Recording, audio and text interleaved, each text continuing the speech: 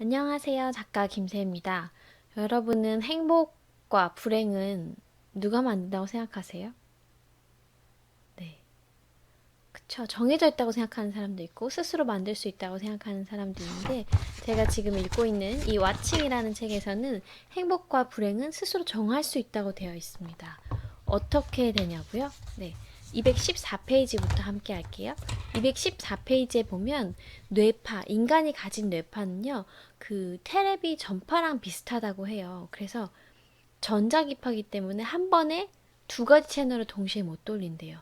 그래서 만약에 내가 KBS를 틀면 KBS가 나오고 JTBC를 틀면 JTBC가 나오고 SBS를 틀면 SBS가 나오잖아요. MBC를 틀면 MBC가 나오는 것처럼 네, 한 번에 한 채널만 꾹꾹 눌러서 바꿀 수가 있다는 거죠. 자, 만약에 여러분이 면접을 보셨는데 떨어졌다고 가정을 해봅시다. 아우, 내수 실패했네. 나는 또 왜 그럴까? 왜 맨날 나는 이렇게 실패만 하지? 라는 생각을 했을 때 즉각 그 부정적인 감정이 확 휩싸이잖아요. 그러면 아, 내가 이거는 실패했기 때문이야 라고 생각을 하는데 사실은 아니래요. 그 상황은 내 감정하고 아무 상관이 없다는 거예요. 만약에 어떤 상황이 면접에서 실패를 했을 때 똑같은 실패한 상황에서 나는 왜 실패하라고 생각하는 사람과 이번 실패에선 어떤 교훈을 얻을 수 있지라고 생각하는 사람이 있다면 둘이 바라보는 세상은 완전히 다른다는 거죠. 그쵸? 이 실패에서 어떤 교훈을 얻을까라고 생각하는 사람은 긍정적인 방향으로 자기를 계속 성장시켜 나갈 수 있는 에너지를 얻게 되는 거거든요. 그래서 상황이 문제가 아니고 이 상황을 우리가 어떤 식으로 해석할 것인가가 되게 중요하다는 거예요. 214페이지 아래쪽을 보면요. 실패는 더 배우라는 우주의 신호다 라고 돼 있어요.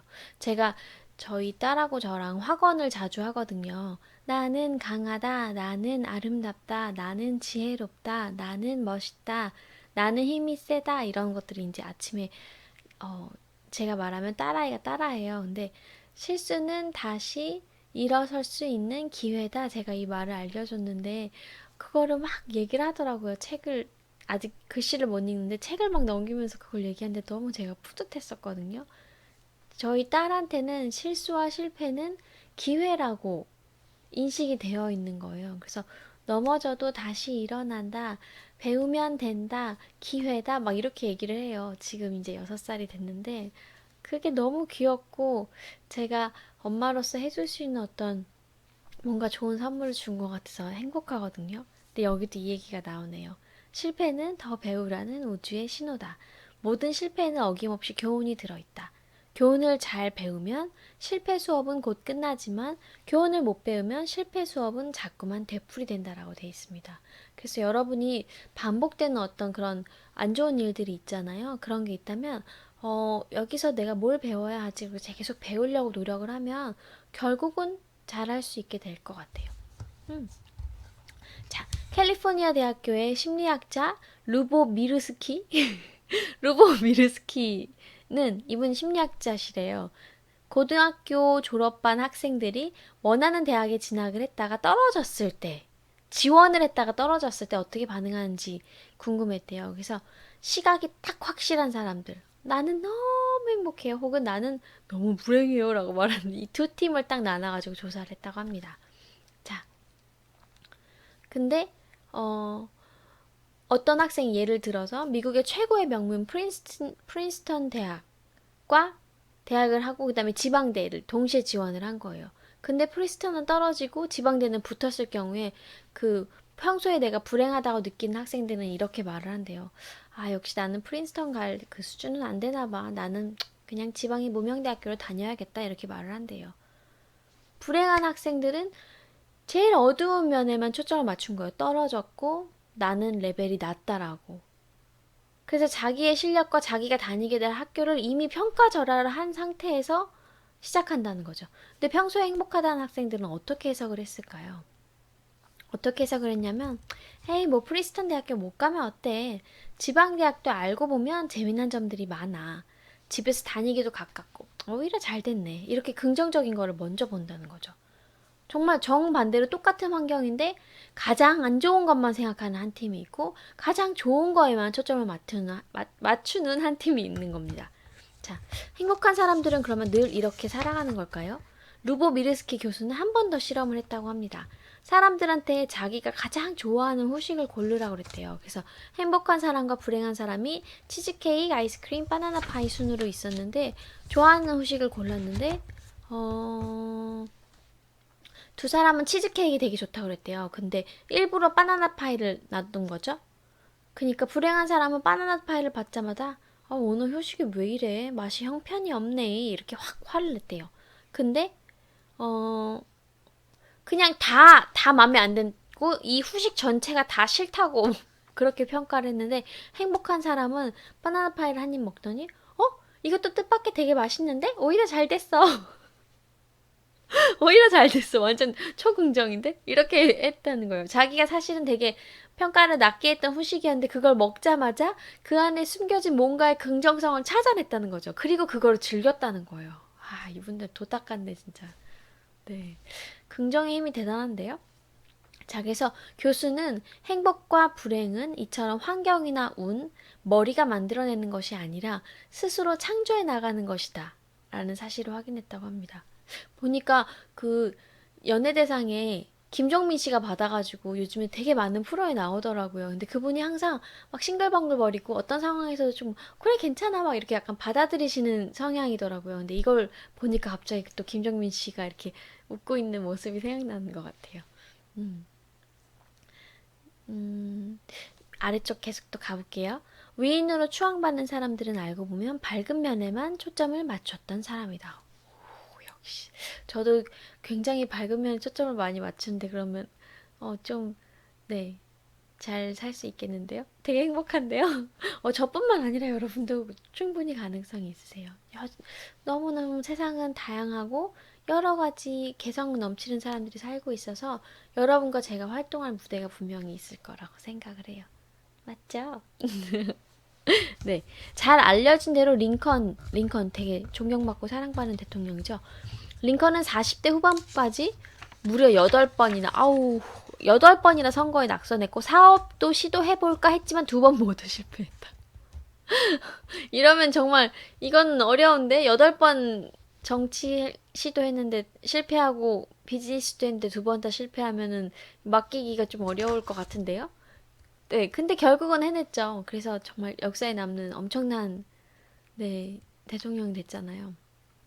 발명한 에디슨은 평생 1093가지나 되는 발명품을 만들어냈지만 그걸 위해서 수십만 번 실패했다. 축전지를 발명하기 위해서는 5만 번 실패했다. 인간이 아니다. 5만 번 실패했는데 어떻게 또 할 수가 있지? 실패를 실패라고 생각하지 않고 배울 수 있는 기회라고 생각하고 그냥 계속 이건 아닌 경우구나. 그럼 되는 경우로 생각해야지. 되는 경우로 생각해야지. 계속 이렇게 하니까 성공할 수 있었던 것 같아요. 진짜. 마이클 조던, 농구 황제죠? 자서전에서 고등학교 농구팀에 지원했다가 거절당했다. 아니, 왜 농구 황제를 거절시키지? 거절당하자 집에 돌아가서 방문을 걸어 잠그고 온종일 울었다고 수리했습니다. 고등학생인데, 키도 큰 고등학생이 참, 방문을 걸어 잠그고 우는 걸 생각하니까 좀 너무 가슴이 아프네요. 여기 이렇게 나와 있어요. 저는 선수 생활 중 9,000번이나 넘는 슛에 실패했고 300차례의 경기에 졌습니다. 제 손에 동점골을 깨라는 기회가 주어진 게 26차례나 되었지만 모두 실패했습니다. 평생 수없이 실패했습니다. 그리고 그 때문에 슛을 잘 날릴 수 있게 됐습니다. 네. 여러분 분명히 실패한 경험이 있잖아요. 있잖아요. 없는 사람 없어요. 근데 이 실패한 거는요, 결국은 우리가 그 운명의 그 순간에 슛을 샥 잘 넣기 위한 네, 그런 배움의 장인 것이죠. 네. 톨스토이가 죽은 뒤 그의 방을 정리하던 사람들이 방 안에 빼곡하게 쌓여있는 실패작들을 보고 놀랐다는 유명한 일화도 있다. 셰익스피어도 154편의 시를 썼는데 성공한 몇 편만 빼놓고는 형편없는 졸작이었다. 그렇구나. 저도 제가 그림 그리면 별로거든요. 그래서 막 속상해했는데 많이 해봐야겠어요. 글도 좀 더 자주 많이 써보고 그러는 게 좋을 것 같네요. 할 수 있어요, 우리도. 자, 다윈은 진화론 말고 평생 119편의 논문을 발표했고, 프로이트는 650편이나 되는 논문을 발표했다. 음악 신동 모차르트는 평생 600편이나 되는 곡을 발표했지만 대부분 작품성이 형편이 없어서 빛을 보지 못하고 있다는 사실. 아, 그렇구나. 천재로 알려진 사람들도 이렇게 업앤다운이 있네요. 하긴 제가 되게 좋아하는 바스키아 작품도 낙서화가거든요. 근데 그분도 작품이 이게 되게 기복이 심해서 어떤 작품은 되게 유명하게 남았지만 어떤 작품은 되게 평가를 잘 받지 못한다고 본 적이 있는 것 같아요. 이렇게 심혈을 쏟아 만들어낸 작품들의 99% 이상이 졸작으로 사장되고 겨우 1%만이 인정받아서 위대한 인물로 기록되는 것이다. 그러면 네, 저희도 계속해서 시도해 보도록 해요. 저도 지금 이걸 보고 있는 네. 유유유유유 당신도 우리 같이 해봐요. 한번 해볼 만한 것 같아. 하다 보면은 결국 될 것 같아. 크게 성공한 사람들은 하나같이 어둠 속에 숨겨진 밝은 면에 초점을 맞춰두고 몰입했다. 네. 밝은 면. 그러다 보면 밝은 면이 점점 커져서 어두운 면을 완전히 덮어버리게 된다. 제가 그 성서구절을 예전에 어떤 신부님께서 얘기해 주신 게 있는데, 빛하고 어둠하고 막 싸운다고 생각을 하잖아요. 근데 싸우는 게 아니더라고요. 빛이 그냥 존재하잖아요. 빛이 존재하면서 이렇게 점점 커진다고 생각을 해보세요. 까만 방에.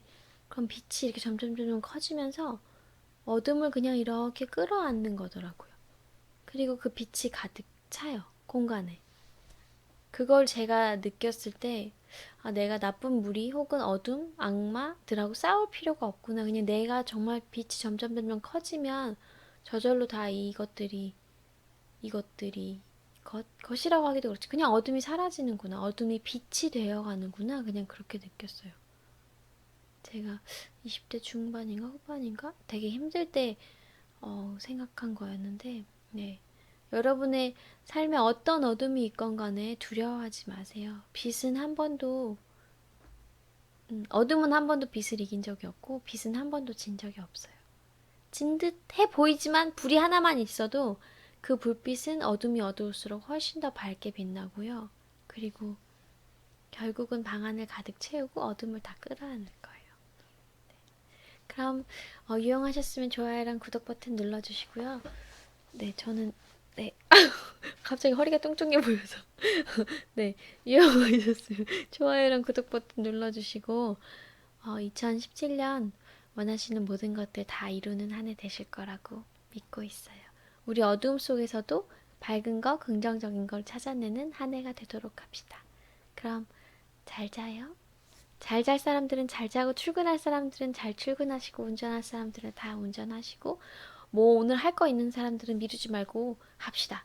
뿅뿅뿅뿅 합시다. 우리는 할 수 있어요. 안녕. 안녕.